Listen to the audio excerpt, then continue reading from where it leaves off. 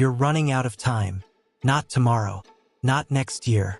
Right now, as you watch this video, your life is slipping away. And the worst part? You already know this. But you're still scrolling, still procrastinating, still waiting for the perfect moment that will never come. The ancient Stoics didn't sugarcoat reality. They faced the harshest truths head-on, and that brutal honesty is exactly what transformed ordinary people into legends. Today, I'm sharing 7 Stoic truths that will shake you awake. Fair warning, these aren't comfortable, but if you're tired of wasting your potential, stay with me until the end, because truth number 7 changes everything. Marcus Aurelius, Seneca, Epictetus. These weren't motivational speakers making money from Instagram quotes. They were a Roman emperor, a wealthy advisor, and a slave who became a philosopher. Different lives, same philosophy. Radical acceptance of reality combined with relentless action. What made Stoicism powerful wasn't positive thinking or manifestation. It was their willingness to stare directly at the brutal truths everyone else was avoiding. And here's what's crazy. These truths are even more relevant in 2025 than they were 2,000 years ago. Before we dive in, if you're serious about building a life you're proud of, subscribe and hit that notification bell. This channel is about cutting through the noise and getting real results. Now, let's get uncomfortable. Memento mori. Remember, you will die. This isn't morbid. It's the most liberating truth you'll ever accept. Marcus Aurelius wrote, "You could leave life right now. Let that determine what you do and say and think." Think about this. If you're 25, you have about 2,600 Saturdays left. If you're 40, about 1,500. Subtract the time you'll waste sleeping, scrolling, and doing things that don't matter, and the number gets terrifyingly small. Personal story element. I wasted my entire 20s believing I had unlimited time. I'll start that business next year. I'll travel when I have more money. I'll get in shape eventually. Then I lost someone close to me suddenly, and everything changed. Stoicism taught me that death isn't something that happens later. It's happening now, one moment at a time. Here's your first brutal action. Tonight, calculate how many weeks you have left if you live to 80. Write that number down. Put it somewhere you'll see it every single day. Let it haunt you. Let it motivate you. Because once you truly understand your time is finite, you stop negotiating with mediocrity. But here's where it gets even more uncomfortable. We suffer more in imagination than in reality. Seneca, right now you're probably not in physical danger. You're not starving. You're not being chased by a predator. But your mind is creating scenarios that may never happen, replaying conversations from last week, and catastrophizing about your future. Epictetus said, "It's not what happens to you, but how you react to it that matters." That's not a feel-good platitude. It's a harsh reality check. Your coworker's comment? Not actually an attack, your interpretation made it one. That opportunity you missed? Not a catastrophe, your story about what it means created the suffering. The Stoics understood that 90% of your pain comes from the narrative you're telling yourself, not from reality itself. Think about your last social media scroll. How many times did you compare your behind the scenes to someone else's highlight reel? How many times did you create anxiety about things that haven't happened yet? That's self-inflicted suffering. Here's your practice. For the next week, every time you feel anxious or upset, ask yourself, is this happening to me, or am I happening to this? Separate the event from your interpretation. That gap is where your power lives. And speaking of power, this next truth is going to sting. The best revenge is to be unlike him who performed the injury. Marcus Aurelius. You're waiting for the perfect mentor, the ideal relationship, the job that will finally make you happy, the life hack that will solve everything. But here's what the Stoics knew. Salvation is a solo journey. Your parents can't live your life for you. Your partner can't fix you. Your therapist can only guide, they can't do the work. Even the best mentor can only show you the door, You're the one who has to walk through it. Epictetus was born a slave. A slave. He had every excuse to blame his circumstances, to wait for someone to rescue him. Instead, he took radical responsibility for his own mind, his own growth, his own freedom, and he became one of the most influential philosophers in history. In 2025, we've outsourced our personal responsibility. We blame algorithms, the economy, our upbringing, our genetics. And yes, circumstances matter. But waiting for circumstances to change before you start building? That's how you waste your entire life. Today, pick one area where you've been waiting for external change. Just one. Maybe it's your fitness, your career, or your relationships. Then ask, what can I control right now? Not tomorrow. Not when things get easier. Right now.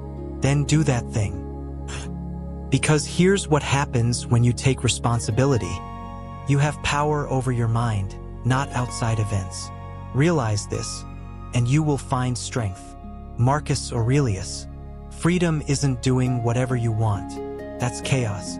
True freedom comes from discipline, and the Stoics proved it. Marcus Aurelius was the most powerful man in the world. He could have indulged in every pleasure imaginable. Instead, he woke up early, trained his body, studied philosophy, and governed with discipline. Why? Because he understood that talent without discipline is wasted potential. You know exactly what you need to do to transform your life. Hit the gym 4 times a week. Wake up early. Build that side business. Learn that skill. Stop eating garbage. Cut out toxic people. You know this. The information isn't the problem. Your discipline is. And here's the part nobody wants to hear. Motivation is garbage. It's fleeting. It's emotional. The Stoics didn't wait to feel like it. They built systems and followed them regardless of feelings. Start brutally small. Not, I'll work out 7 days a week. That's ego talking. Start with, I will do 10 pushes every morning for 30 days. No matter what. Make it so small that motivation doesn't matter. Prove to yourself you can keep a promise. Then build from there. But discipline alone isn't enough if you're building the wrong thing. If someone can prove me wrong and show me my mistake in any thought or action, I shall gladly change. I seek the truth, which never harmed anyone. Marcus Aurelius. You're obsessed with what people think about you. And here's the brutal truth.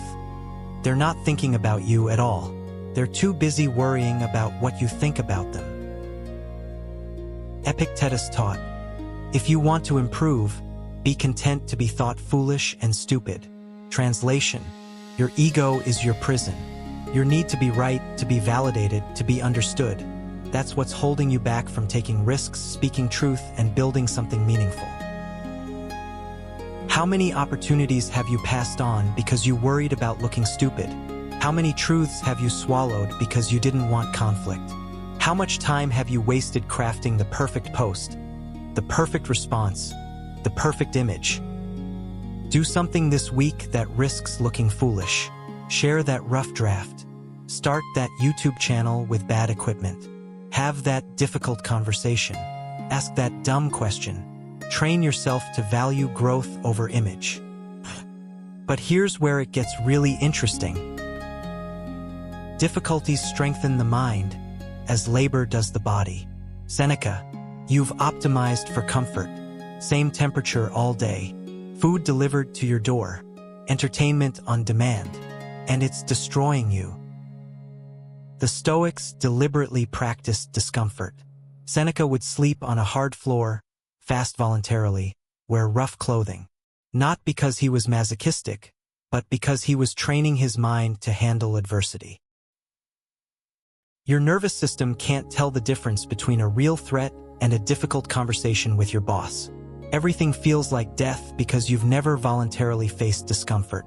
So you avoid, you procrastinate, you numb out. Every time you choose comfort over growth, you're choosing a smaller version of yourself. That warm bed over the morning workout? Smaller you. That Netflix binge over that business plan? Smaller you, that passive-aggressive text instead of the honest conversation? Smaller you. This week, choose discomfort once per day. Cold shower, difficult workout, scary phone call, saying no, sitting in silence instead of scrolling. Your capacity for life expands through voluntary hardship. And this brings us to the most important truth. The impediment to action advances action. What stands in the way becomes the way. Marcus Aurelius. Everything you want is on the other side of the obstacle you're avoiding. You think your problems are stopping you. The Stoics knew your problems are the way forward. No obstacle, no growth. No resistance, no strength. No challenge, no character. Lost your job? That's the push you needed to build something you actually care about.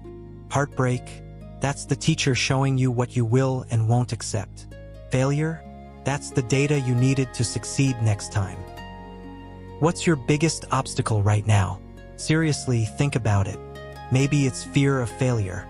Maybe it's lack of money. Maybe it's a difficult person in your life. The Stoic approach isn't to eliminate it or wait for it to pass. It's to ask, how is this making me better? What is this teaching me? How can I use this? Epictetus went from slave to one of the most respected teachers in Rome. Marcus Aurelius led Rome through plague and war. They didn't succeed despite obstacles. They succeeded because of them. Their constraints forced innovation, creativity, and growth. Right now, write down your biggest obstacle. Then underneath it, write, "This is here to make me stronger. What is it teaching me?" Then act on that lesson today. So let's review these brutal truths.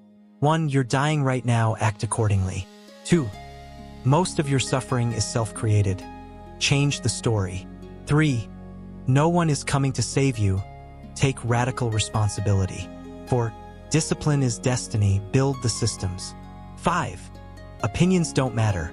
Seek truth over validation. 6. Comfort is killing you. Embrace voluntary hardship. 7. The obstacle is the way. Use resistance as fuel. The Stoics weren't pessimists. They were the ultimate realists who chose to act anyway. They looked at a world full of obstacles and said, "Good. This is where I become who I'm meant to be." You've watched this video. You've nodded along. Maybe you even felt motivated. But here's the final brutal truth. Knowing changes nothing. Only action matters. So what are you going to do differently today? If this hit you the way I think it did, do 3 things. First, subscribe to this channel and turn on notifications, because we're building something real here, not just consuming content. Second, leave a comment telling me which truth hit hardest for you. The community here is special, and your perspective matters.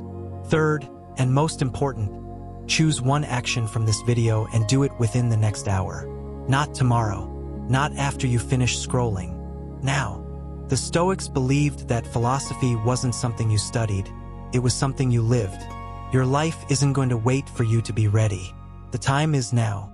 Build your life, or watch it slip away.